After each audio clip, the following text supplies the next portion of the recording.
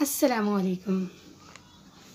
सिर्फ़ एक glass, in fact खाली ग्लास के ज़रिए आप अपनी नाफ ठीक कर सकते हैं। हैरत हुई ना सुनकर? तो फिर आप जान लीजिए कि आपकी नाफ ठीक करने का सबसे आसान इलाज मिल गया है। तो इस वीडियो को शुरू करने से पहले अगर आप इस चैनल पर नए हैं तो चैनल को सब्सक्राइब कीजिए, वीडियोस को लाइक कीजिए, सदका जारिया समझकर शेयर कीजिए और हमारे साथ आने वाली वीडियोस में बने रहिए। नाफ टलना या नाफ जाना कहते किसे हैं? नाफ का अपनी असल जगह से हट जाना नाफ टलना या नाफ जाना कहलाता है। इससे हमारे नाफ में मैदे में दर्द होता है, खाना हज़म नहीं होता, उल्टी जैसा जी होता है, मतली आती है और इनफैक्ट कोई दवाई ही असर नहीं करती। अब जो हम जैसी लेडीज़ होती हैं जो पर्दा करती हैं उन्हें तो फिर डॉक्टर के पास जाकर चेक करवाना पड़ता है और इससे बेपर्दगी का डर बहुत ज़्यादा होता है।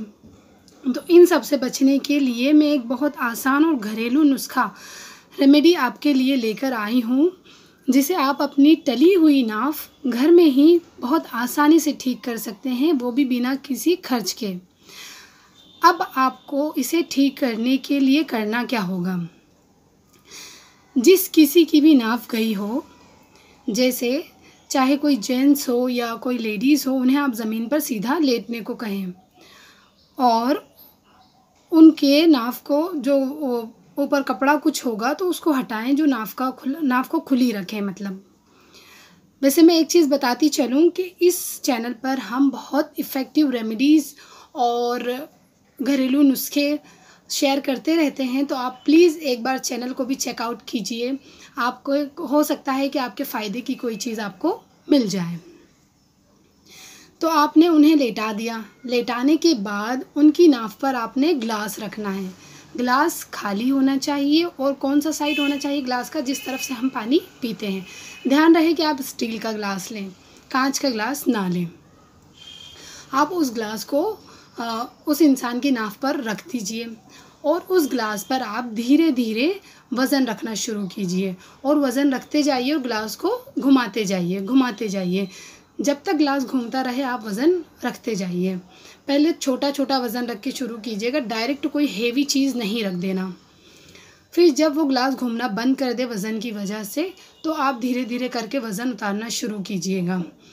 एक साथ एक वज़न नहीं रखना, धीरे धीरे पहले छोटा वज़न, पहले हल्की चीज़, फिर उससे थोड़ी भारी, फिर उससे थोड़ी भारी, ऐसे रख के आपने इस रेमेडी को करना है। वैसे आप अगर प्रैक्टिकल करेंगे तो आपको और ज़्यादा समझ में आ जाएगा इंशाल्लाह। उसके बाद आप वज़न उतारते जाएंगे, वज़न धीरे धीरे उतार कर ग्लास नीचे रख दीजिए और उस इंसान को थोड़ी देर ऐसे ही लेटे रहने को कहिए। उसके बाद वो इंसान खुद फील करेगा कि उसका नाफ ठीक हो गई है। और अगर नहीं ठीक हुई है तो आप इस रेमेडी को दूसरे दिन फिर से कर लें। एक दिन में सिर्फ एक बार करना है, बार बार इस रेमेडी को आपने नहीं करना है, ठीक है? और आपको इसे करने से खुद पता चल जाएगा कि आपकी नाफ ठीक हुई है या नहीं। और इंशाअल्लाह बहुत जल्दी इससे एक दिन में नहीं तो दो नहीं तो तीसरे दिन तो इंशाअल्लाह आपकी नाफ ठीक हो ही जाएगी, वो भी बिना किसी खर्च के, आसानी से घर में ही।